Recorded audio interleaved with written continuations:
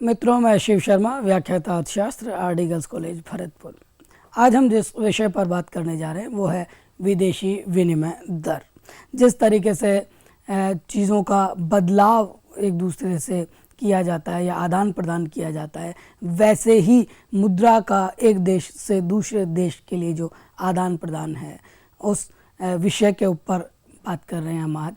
Foreign exchange rate, meaning of foreign exchange rate. Foreign exchange rate क्या होती है? Foreign exchange rate refers to the rate at which one unit of a currency of a country can be exchanged from the number of units of another country।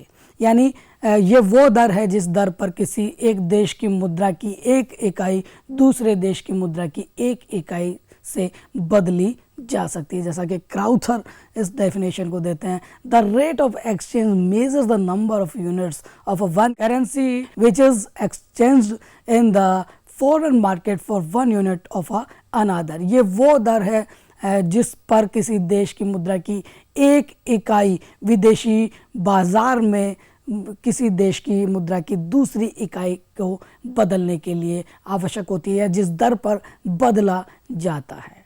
ये होता है विदेशी विनिमय दर।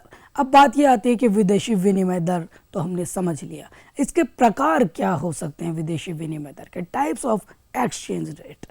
सबसे पहले इसका जो प्रकार है वो है spot exchange rate and forward exchange rate. Second, fix and flexible exchange rate, favourable and unfavourable exchange rates.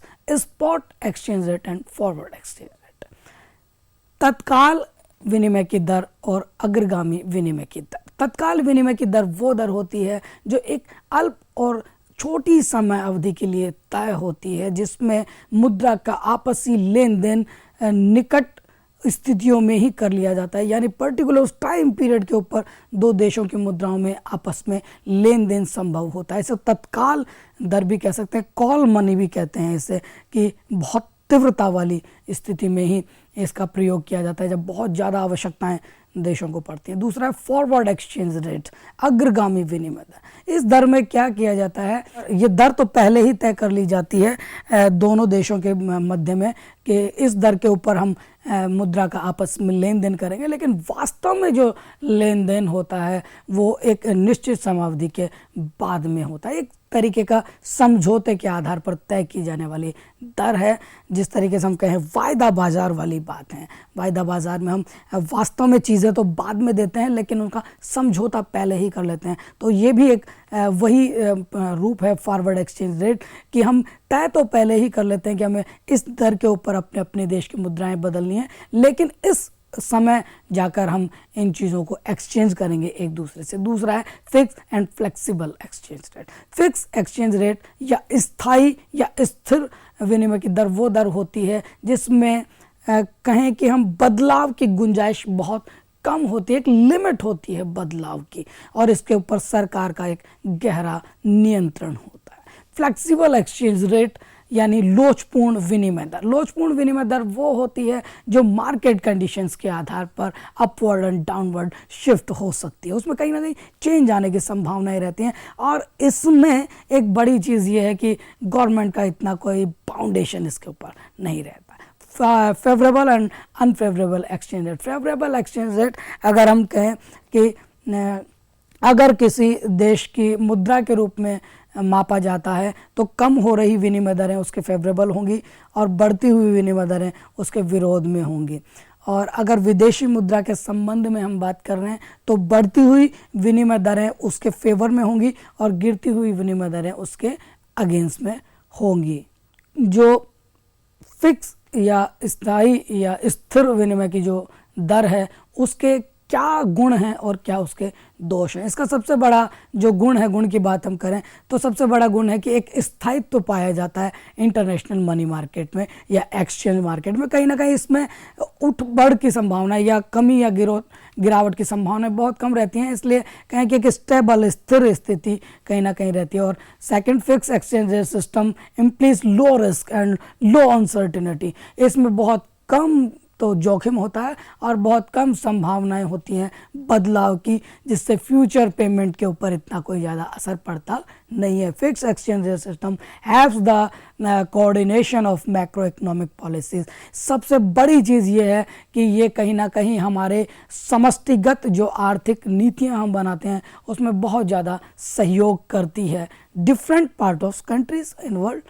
इसके कुछ अवगुण हैं। एक जो सबसे बड़ा अवगुण है इसका जो ये है कि फिक्स एक्सचेंज रेट रखने के लिए सबसे बड़ी जो चीज़ है वो चाहिए support with huge international reserves of gold.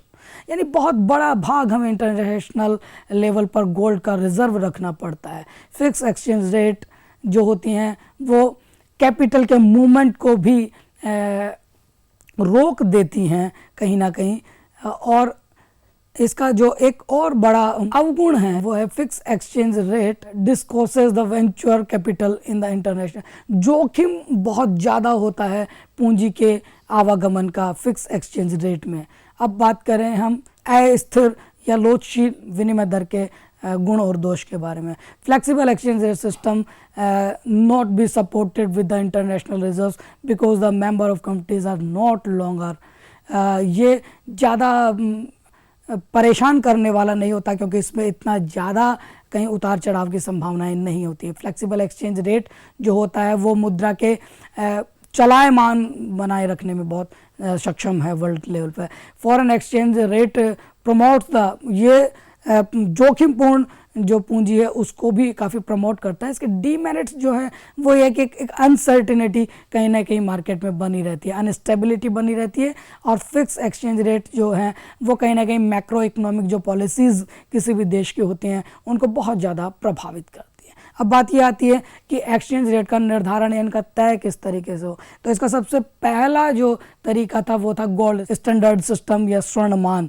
इसमें यह देखा गया कि जिन देश की दो मुद्राओं में कहीं विनिमय करना है तो उनमें स्वर्ण की मात्रा कितनी है और उस मात्रा के आधार पर दोनों देशों के बीच में उस मुद्रा का विनिमय होता है। According to this system gold was taken as a common unit of parity between the currencies of different countries and circulation. जो भी अलग अलग देश हैं उनकी मुद्राओं में कितना अंश पाया जाता है गोल्ड का, इसके ऊपर डिपेंड करता है। फॉर एग्जांपल अगर यूके के पाउंड में 4 ग्राम गोल्ड है और यूएस के पाउंड में 2 ग्राम गोल्ड है तो एक्सचेंज रेट तय होंगी 1 यूके पाउंड बराबर 2 यूएस डॉलर, या विनिमय अनुपात के रूप में देखें तो 1:2।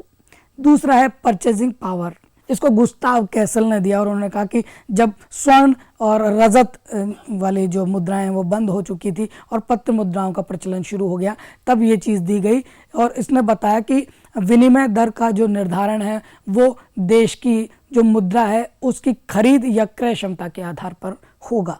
उसकी क्रय क्षमताएँ कितनी हैं ये डिपेंड करेगा कि किसी भी देश की दो देशों के बीच में बनने वाली विनिमय दरें कैसी होंगी। जैसे आर बराबर PA/PB हम यहाँ पर देख रहे हैं। आर जो एक्सचेंज रेट है, PA प्राइस लेवल है और PB price level in country B है। जैसा कि परचेजिंग पावर कहते हैं, purchasing power priority refers to the ratio of purchasing power of a currency of trading. It simply implies the ratio of price level of different country. दो देशों के कीमतों के मूल्य अनुपातों को बनाकर ये बनाया जाता है दोनों देशों के बीच में।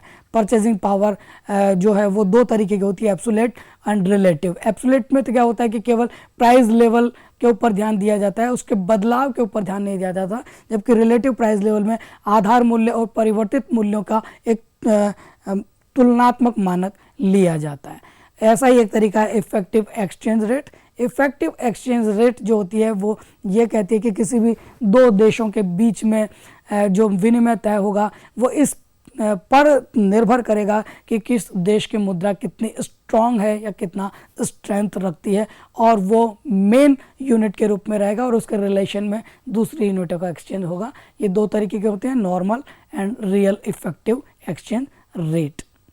एक और है इसमें बैलेंस ऑफ पेमेंट, जो मांग और पूर्ति के आधार पर विनिमय दरों के निर्धारण की बात कहता है। ये दो तरीके के हो सकते हैं। अगर आपका बैलेंस ऑफ पेमेंट अनफेवरेबल है तो डिमांड फॉर फॉरेन एक्सचेंज बढ़ जाते हैं और उससे सबसे बड़ी जो चीज़ होती है वो है फॉरेन करेंसी का फॉल हो जाता है डोमेस्टिक वैल्यूज़ में, और फेवरेबल जो होती है उसमें availability of foreign currency will increase and the value of domestic currency will be and foreign currency will rise, और ये मांग पूर्ति के आधार पर होती है। ये कुछ तरीके हैं जिनसे विनिमय दरों के निर्धारण को हम समझ सकते हैं, विनिमय दरें तय की जाती हैं। आज इस विषय पर एक चर्चा हम लोगों ने की कि विनिमय दरें क्या होती हैं और इस चीज़ को समझने की कोशिश की।